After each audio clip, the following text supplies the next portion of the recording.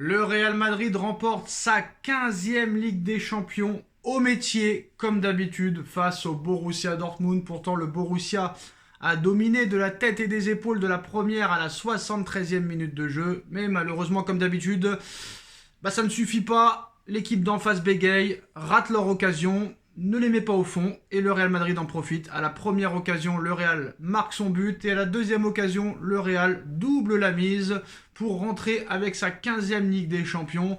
Nono, que faire? Que faire pour battre cette équipe? À l'arrivée, bon, on va dire que le football a perdu, mais à l'arrivée, c'est pas la faute du Real Madrid si les attaquants d'en face ou les joueurs d'en face ratent leur occasion. Donc voilà, souvent on va dire que le Real ne mérite pas cette Ligue des Champions, cette victoire, mais à l'arrivée, c'est toujours le Real qui gagne. Et c'est pas la faute du Real, Nono, si les autres bégayent en face et ne concrétisent pas leur occasion. D'accord avec toi, Sacha, mais tu as dit la vraie phrase qu'il fallait dire. Le football a perdu.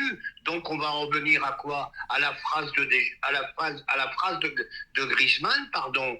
C'est chiant, mais on gagne. Voilà, tu as compris comment il faut gagner. Un Dortmund qui domine pendant 75 minutes, qui prend un but sur coup de pied arrêté. Tu te demandes comment Carvajal, à 1m75, il arrive à mettre la tête. Ça, c'est un autre problème. Et après, sur une erreur défensive, une passe carrément de Dortmund pour le Real, carrément cadeau.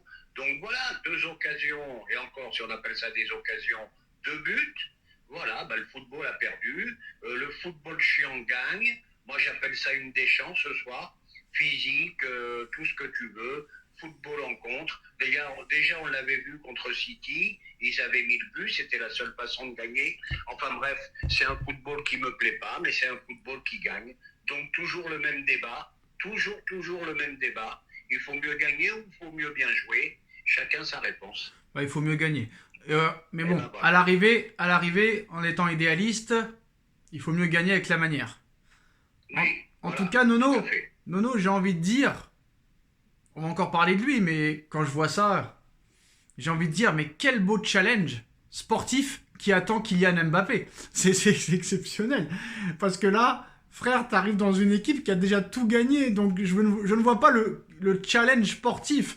Bon, en fait, t'as compris que tu ne pouvais pas rentrer dans l'histoire avec un certain club, mais bon, t'aurais pu quand même aller chercher un autre club, peut-être qui n'a pas remporté non plus de Ligue des Champions ou seulement une seule pour pouvoir marquer l'histoire de ce club. Mais là, en aucun cas, Nono, ce joueur-là ne pourra marquer l'histoire du Real Madrid parce que l'histoire, elle s'est faite sans lui. Et ça se trouve, quand il va arriver, ils vont se mettre à ne plus gagner une seule Ligue des Champions. C'est pour ça que je suis impatient de voir, mais ça me fait rire en tout cas. Quel beau challenge sportif. Hein. Comme je t'ai dit plusieurs fois, je comprends pas cette obstination du Real avec Mbappé. Je vois pas ce que ça peut apporter de plus. Aujourd'hui, ils gagnent leur 15e. Zidane en avait gagné 3, je crois, en tant qu'entraîneur. Oui. Et Ancelotti, ça fait la 3e aussi.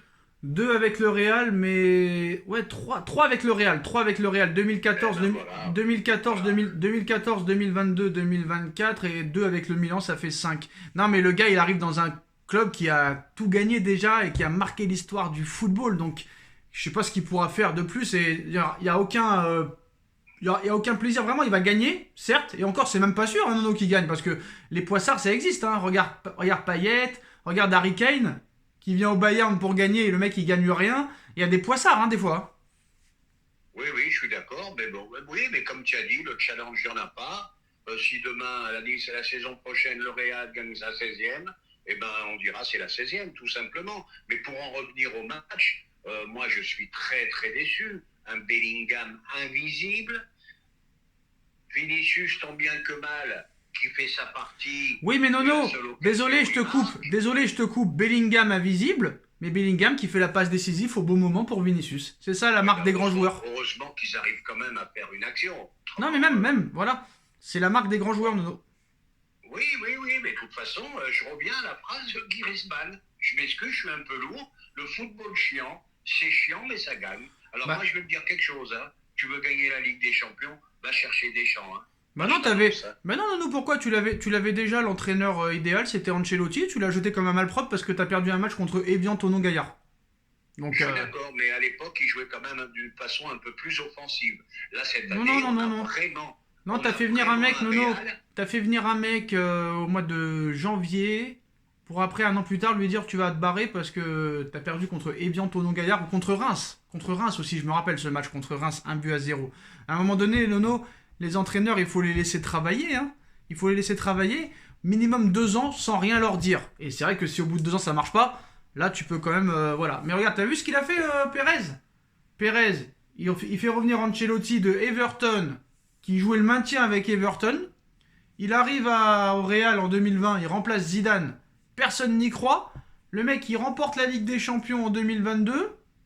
En 2023, il se fait exploser par le City, mais il fait quand même une demi. Et après la défaite contre City, personne ne comprend pourquoi Ancelotti reste.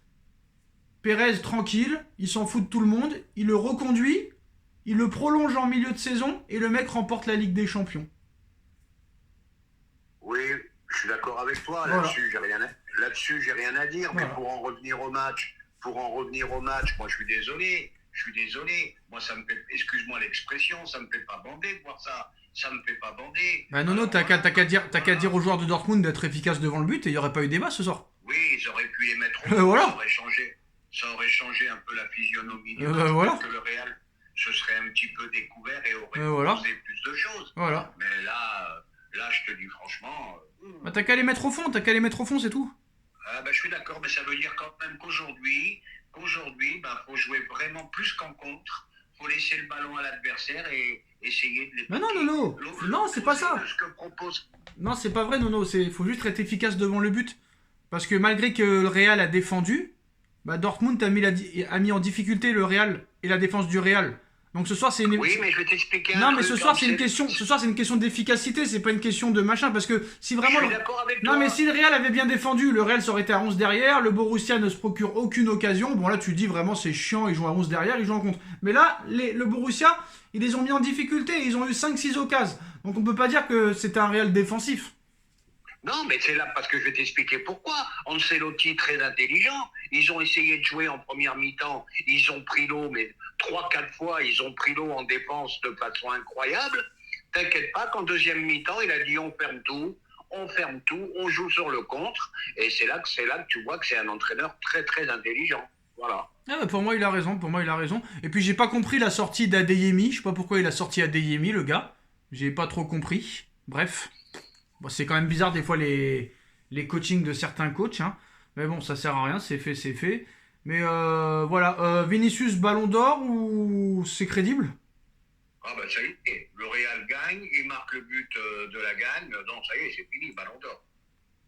Mais si Bellingham gagne l'Euro et que Vinicius se plante... Ça change rien, ça change rien. Bon, arrête de dire des bêtises. La Ligue des Champions passe avant tout. Non, c'est pas vrai, c'est surtout c'est l'année des grands tournois...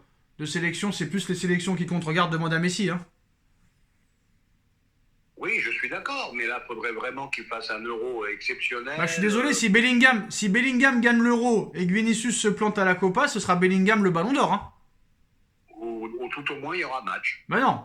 L'autre, il a gagné l'Euro, la Ligue des Champions, la Liga. L'autre, il a gagné... S'il fait le triplé, c'est sûr que... Bah oui. Il peut lui passer devant, on est d'accord. C'est sûr, si Bellingham gagne l'Euro, Bellingham sera Ballon d'Or. Après, on est d'accord. Si admettons Bellingham et Vinicius gagnent avec le Brésil et l'Angleterre, qu'est-ce qui se passe? Ah bah là, je vais te dire, il y a match, hein, tout simplement. Et si Toni Kroos gagne l'Euro? Et si Toni Kroos gagne l'Euro, c'est encore un autre problème. Oui, c'est compliqué tout ça. Ah, ça va être très serré, ça va être peut-être... Ça va être un des trois, à mon avis. Ah bah c'est sûr que ça va être un des trois, mais je suis curieux de voir si tout le monde gagne tout, ce sera chaud. Mais ce sera un Madrilène quoi qu'il arrive. Mais j'espère que ce sera Vinicius parce que pour moi il mérite vraiment 2 Ligues des Champions déjà, ou 3 Ligues des Champions, je sais plus. Je crois qu'il en a 2 ou 3. Je me rappelle plus combien il a de Ligue des Champions, Vinicius. Non, Vinicius il en a un paquet, hein. Non, je crois qu'il en a que 2 ou 3. Je sais pas si en 2018 il était là, mais en tout cas pour moi il mérite le Ballon d'Or. Et Toni Kroos aussi, hein, incroyable. Toni Kroos c'est combien? C'est 3, 4, 6 Ligues des Champions avec le Real Madrid. Quelle ovation à la fin du match, magnifique, quelle sortie magnifique, quelle place ce joueur. Et une petite pensée quand même à Dortmund, qui a fait un très gros match pendant 75 minutes. Bon, je pense qu'ils en avaient plein les jambes, ils avaient tout donné. Bon, et en plus, Vinicius, c'est un joueur de grand rendez-vous, parce qu'en 2022, déjà en finale, il marque contre Liverpool, et là encore ce soir en finale, il marque contre Dortmund. Donc, il passe rarement à côté des grands rendez-vous. Hein. Ah, bah c'est ça, c'est ça. Bah, je vais te dire, là, il va y avoir un duel Vinicius Mbappé, pardon. Mais ça n'a Ça rien à risque voir. d'être chaud, hein. Il est au-dessus. Tu vas voir, il va lui faire la misère, l'autre. Il va lui faire la Quel misère. travail défensif, quel travail défensif. Tu vas voir, des il va foutre, attaquants. il va foutre, la- Oh il va là foutre, là là il va là foutre là un là. bordel pas possible, le Mbappé. Il va foutre un bordel pas possible, ça va déséquilibrer l'équipe. Et attention que le Pérez en 2025 ou 26, il le revende pas, hein, parce qu'il l'a eu gratuit. Hein. Donc il peut s'en débarrasser à tout moment. Hein. Ah oui, il peut le vendre une tonne, hein. Parce que je te dire que s'il gagne rien le Real Madrid l'année prochaine avec Mbappé, le mec il va se poser des questions, je te le dis. Hein. Ah ben c'est possible. De toute façon, je vais te dire, hein, les mecs, quand tu penses que Kamavinga a 21 ans, il a déjà 2 Ligues des Champions. Là, Ah je bah peux te oui. dire, Et c'est qui a refusé Kamavinga en 2000 combien? Si je me trompe pas, c'est 2021. ah, je m'en rappelle plus, mais Ouais, il c'est fallait ça. vraiment y aller dessus. Qui c'est que... Non, Ça, si, c'est si, un si, milieu si, de moi je le terrain dis. physique. Moi je le dis, Monsieur Leonardo a refusé Kamavinga en 2021. Ouais, ouais, quelle erreur, quelle erreur. Voilà. Et il a été critiqué, Kamavinga. Beaucoup critiqué. Non, mais tu vois, il peut rien. C'est un club où il peut rien leur arriver, de toute façon. Mais non, mais Moi, je te le ils sont dis, tranquilles. c'est un Regarde, ils sont tranquilles. Regarde, Nono, faut se rappeler. Toute la saison, Courtois blessé. Toute la saison, Militao blessé. Toute la saison, Alaba blessé. Sans ces trois-là, les mecs, ils ont tout gagné. c'est incroyable. Tu te rends compte? Tu te rends compte? Alaba, titulaire indiscutable. Militao, titulaire indiscutable. Courtois, titulaire indiscutable. Toute la saison, forfait. Et les mecs qui ont pris leur place ont été très forts. Ouais, ouais. La profondeur de banc. Incroyable. La profondeur de banc, ça s'appelle. Et quand t'as un club comme ça, et attends, le pire, c'est que Courtois, il a pas joué de l'année et il te sort un match de malade, le gars. Ouais, bah, c'est le meilleur gardien au monde, hein. C'est le meilleur gardien au monde et de loin. Je pense qu'il n'y a plus rien à dire quand c'est comme ça. Ah, bah, il n'y a plus rien à dire, t'as plus rien à dire. L'année prochaine, t'as Hendrick qui arrive, t'as Mbappé qui arrive, ils peuvent encore recruter un ou deux. Peut-être Davies aussi. Voilà, donc. Peut-être Lenny Yoro dans l'axe. Alaba va revenir, Militao va revenir, Courtois va revenir, donc ça va faire comme s'ils avaient 3 recrues en plus.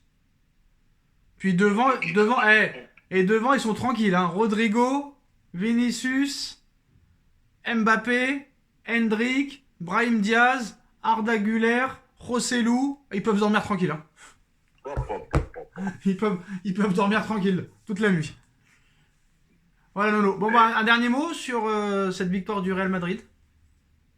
Ben, un dernier mot, déçu pour Dortmund, déçu pour eux, parce qu'ils avaient vraiment la possibilité ce soir d'écrire l'histoire.